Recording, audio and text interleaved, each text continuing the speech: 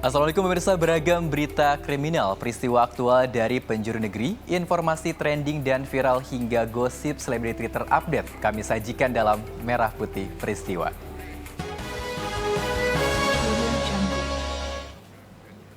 Pemirsa, sebuah helikopter jatuh di Danau Cibubur yang terletak di perbatasan Jakarta Timur dengan Cimanggis, Depok, Jawa Barat. Seluruh awak pesawat selamat dalam kecelakaan ini. Beginilah kondisi helikopter yang jatuh di Danau Cibubur pada Jumat pagi.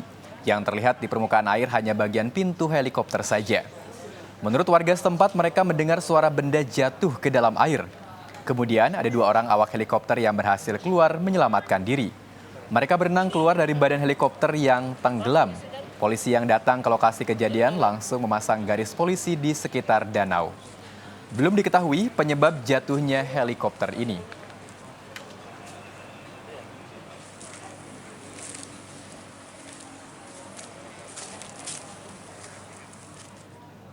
Ya, pemirsa, mahasiswa di kota Semarang nekat mencuri mobil milik pengemudi taksi online yang sedang beristirahat di masjid. Mobil curian itu cuma digunakan untuk mengajak jalan-jalan teman wanitanya.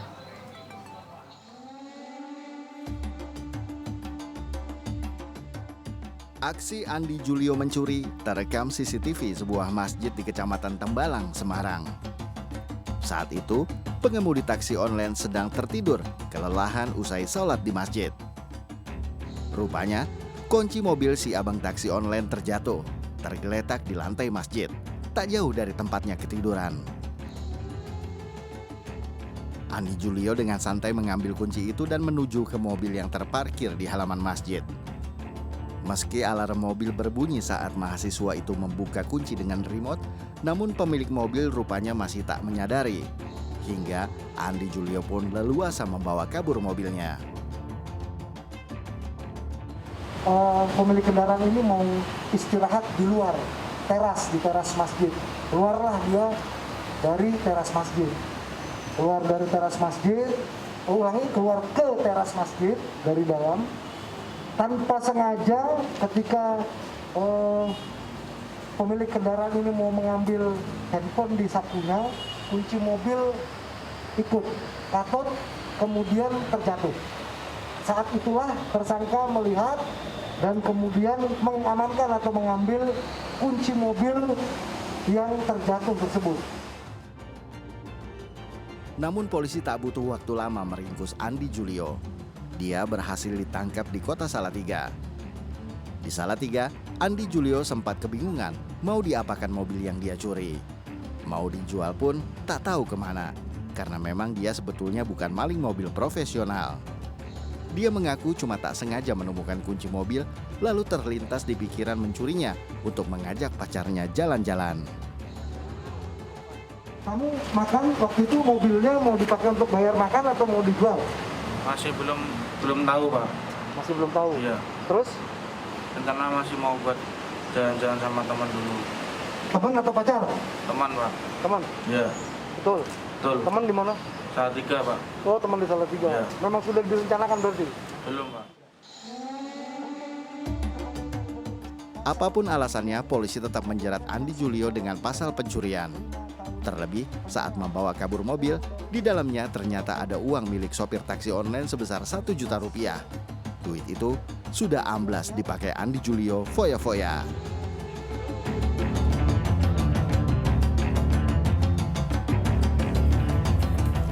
Ya, kita ke informasi viral nih pemirsa. Ada video seorang kurir yang diancam pakai samurai saat mengantar barang ke rumah warga di Tangerang Selatan. Ini yang viral di media sosial. Pelaku menuduh korban telah menipu dirinya karena barang yang diantar ini tidak sesuai pesanan. Iya, Pak. Ini yang kertas kosong. Nah, tadi kan saya bilang ya, Pak.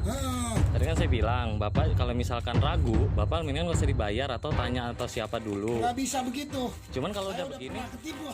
Inilah video memperlihatkan seorang pria mengancam kurir dengan pedang samurai yang viral di media sosial.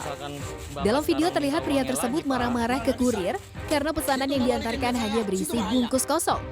Pria tersebut menuduh sang kurir telah berbuat curang dan meminta si kurir bertanggung jawab. Ia bahkan memaksa dan mengancam kurir dengan pedang samurai untuk mengembalikan uangnya. Karena merasa terancam, korban pun terpaksa mengembalikan uang pelaku. Iya. Korban kemudian melaporkan kejadian ini ke pihak kepolisian. Hanya berselang 1 jam, polisi segera mengamankan pelaku dan membawanya ke Polsek Ciputa Timur, Tangerang Selatan. Dari tangan pelaku, polisi mengamankan sebilah pedang samurai, sebuah kaos bertuliskan Turn Back Crime, serta bungkusan barang pesanan pelaku. Proses penangkapan sempat berjalan alot karena pelaku mengaku tidak bersalah. Pelaku merasa justru dirinya lah yang menjadi korban penipuan sang kurir. Kepada polisi, pelaku mengungkapkan bahwa ia spontan melakukan aksi itu karena terbawa emosi. Ia juga mengaku trauma karena pernah mengalami hal yang sama. Jadi alasan pelaku melakukan hal tersebut adalah ketika dia memesan barang melalui online, kemudian barang yang dipesan tidak sesuai dengan yang dipesan. Kemudian dia mungkin spontanitas, marah, dan terjadi cekcok mulut dengan kurir setempat. Yang dipesan apa sih, Bu? Awalnya dia pesan jam tangan, kemudian barang yang datang adalah bungkus rokok yang isinya kosong. Kamu ada rasa menyesal nggak dengan perbuatanmu? Sangat menyesal dan malu sekali. Meski sudah menyesali perbuatannya dan meminta maaf kepada semua pihak, pelaku tetap akan diproses sesuai hukum yang berlaku. Saat ini, pelaku diamankan di sel tahanan Polsek Ciputa Timur untuk menjalani proses hukum selanjutnya. Demikian laporan Milhan Wahyudi dari Tangerang Selatan, Banten. Nah, tadi kan saya bilang ya Pak, Bapak kalau misalkan ragu, Bapak mendingan nggak usah dibayar atau tanya atau siapa dulu. Nggak bisa begitu. Cuman kalau udah... Ya, kita ke informasi selanjutnya nih pemirsa, ada kabar tak sedap ini yang datang dari pesinetron Lady Marcella. Aktris sinetron itu mengaku menjadi korban penipuan bisnis berkedok pengadaan bantuan sosial COVID-19 senilai 60 miliar rupiah. Menurut Marcella, namanya dicatut. Aktris Lady Marcella didampingi kuasa hukum Ahmad Yarus tiba di Polda Metro Jaya Kamis sore 27 Mei 2021. Marcella melaporkan mantan rekan bisnisnya berinisial RM, F, dan AL dari PT ASLCS atas dugaan pencemaran nama baik dan penipuan. Pemain sinetron Panji Milenium dan Bawang Merah Bawang Putih ini mengaku namanya dicatut dalam pengadaan bantuan sosial COVID-19 pemerintah Provinsi DKI Jakarta senilai 60 miliar rupiah. Marcella merasa namanya dicemarkan. Ia mengalami kerugian moral dan materi. Duta Satgas Toilet Indonesia ingin memberikan efek jera sehingga tidak menimbulkan korban lagi. Ya, jadi saya di sini melaporkan ada akte yang memang saya tidak tahu keberadaannya dan menempatkan keterangan palsu sih kayak gitu. Jadi saya merasa dirugikan sekali gitu. Menurut kuasa hukum Lady Marcella, peristiwa dugaan penipuan bermula pada pertengahan September 2020. Kala itu, PT ASLCS mengaku memiliki kemampuan suntikan modal pengadaan bansos dengan dana pribadi. Melihat peluang bisnis, Lady Marcella tertarik untuk menjalin kerjasama. Belakangan, setelah ditelusuri, ternyata surat perintah kerja atau SPK milik rekan bisnisnya adalah bodong alias palsu. Setelah dikonfirmasi ke pihak pemerintah Provinsi DKI Jakarta, dipastikan surat perjanjian kerja tidak ada. Demikian laporan Robin Freddy dari Jakarta. Iya, pemirsa, di Pontianak, Kalimantan Barat ada seorang pasien COVID-19 yang dipulangkan paksa pihak rumah sakit. Padahal nih, saat dites ulang, pasien itu masih positif corona. Pasien COVID-19 bernama Teti Rahayuning Tias, warga Pontianak, Kalimantan Barat, mengaku dipaksa pulang oleh pihak Rumah Sakit Umum Daerah atau RSUD Sultan Syarif Muhammad. Ia sempat mengajukan keberatan karena kondisinya masih belum pulih. Pihak keluarga pun akhirnya memeriksakan kondisi kesehatan Tuti ke Rumah Sakit Bayangkara Pontianak. Hasilnya, Tuti masih dinyatakan positif corona. Tak terima dengan perlakuan pihak RSUD Sultan Syarif Muhammad yang memaksanya pulang, pihak keluarga melayangkan gugatan hukum. Oh, sangat keberatan.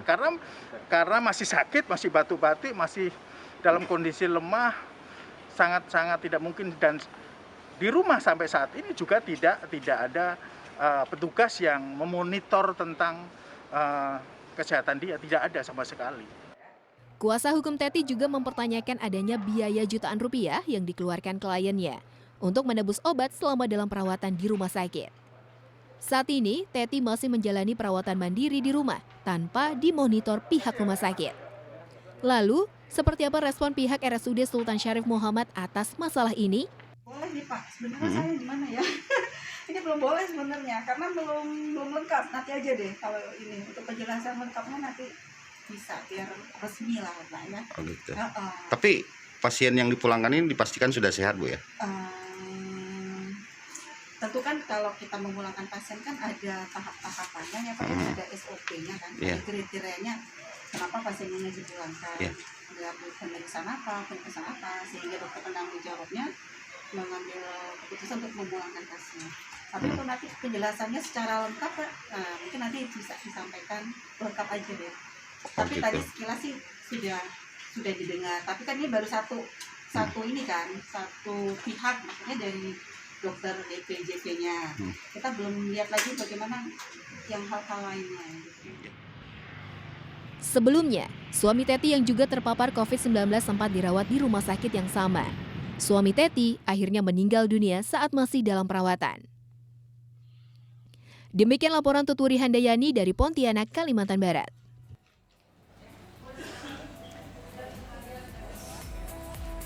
Ya, baik, dan informasi selanjutnya pemirsa datang dari presenter yang dijuluki Sultan Andara. Siapa lagi kalau misalkan bukan Raffi Ahmad.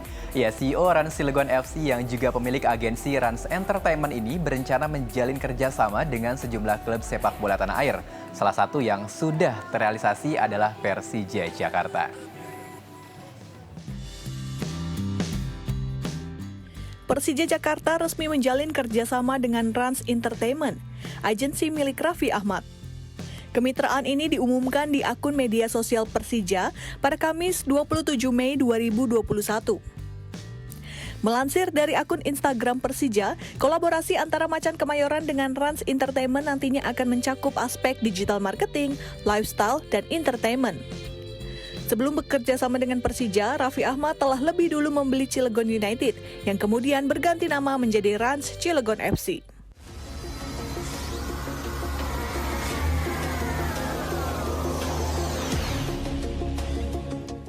Baru berkecimpung di industri sepak bola tanah air, Raffi Ahmad mengaku ingin banyak menimba ilmu dari klub-klub besar di Indonesia lainnya.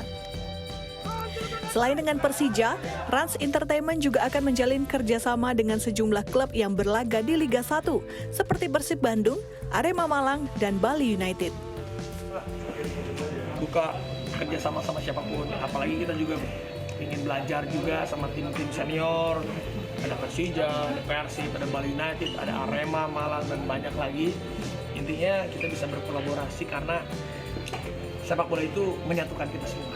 Ya. Jadi kalau ada apa nanti Rans Persija tinggal tunggu kejutan. Terkait kerjasama antara Rans Entertainment dengan Persija, Raffi Ahmad angkat bicara. Presenter 34 tahun ini menjanjikan bakal ada kejutan, namun enggan merinci bagaimana kerjasama tersebut dikemas oleh kedua belah pihak. Belum boleh ngomong, nanti kalau udah boleh. Siap kalau gitu ya. Terima kasih banyak. Kejutan apa ya yang bakal dihadirkan Rans Entertainment dan Persija Jakarta? Menarik untuk ditunggu.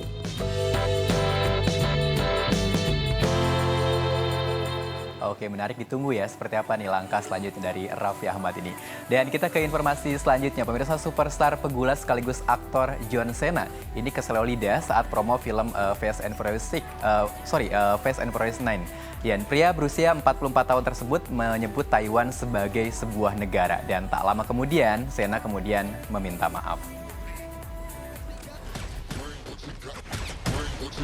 No way. So how do y'all want to play this?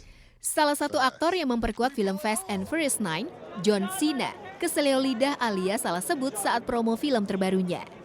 Cena mengatakan Taiwan adalah negara pertama yang bisa menonton F9 saat wawancara dengan kanal televisi Taiwan TVBS. Wawancara merupakan bagian dari promo film F9 yang ia bintangi. Pernyataan Cena menuai kontroversi, terutama warganet asal Cina yang merasa bahwa Taiwan adalah bagian dari Cina, bukan sebuah negara seperti yang dikatakan oleh Cena. Taiwan merupakan pulau yang memiliki pemerintahan demokratis sendiri, Namun, China mengklaim Taiwan sebagai bagian dari kedaulatannya meski menjalani pemerintahan secara terpisah.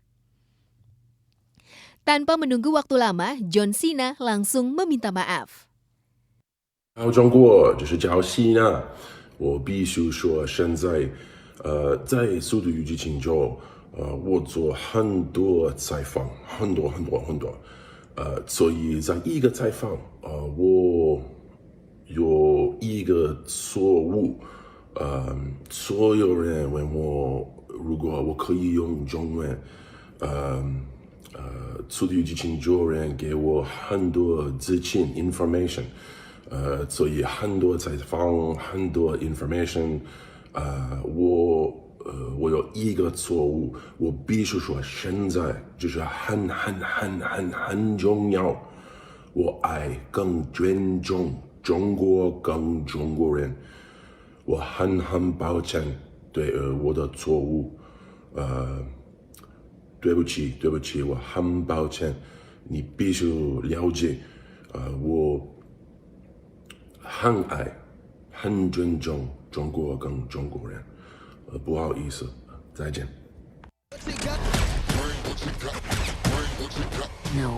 Negara tirai bambu merupakan salah satu pasar film terbesar di dunia. Tahun 2020, China menempati posisi puncak box office dunia untuk pertama kali dalam sejarah setelah mengalahkan Amerika. Total box office China sepanjang 2020 mencapai 2,7 miliar US dollar. Sementara Amerika hanya 2,3 miliar US dollar.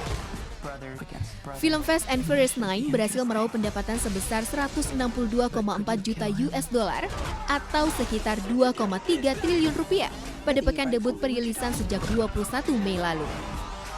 Penayangan di China berkontribusi paling besar dengan pendapatan sebanyak 135 juta US dollar.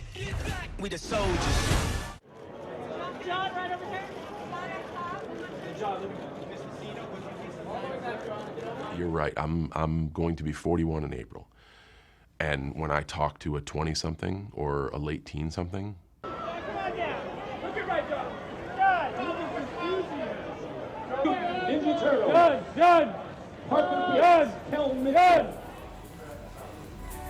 Baik, dan pemirsa, demikian Merah Putih Peristiwa hari ini. Saya MZ Arinata undur diri dan wassalamualaikum.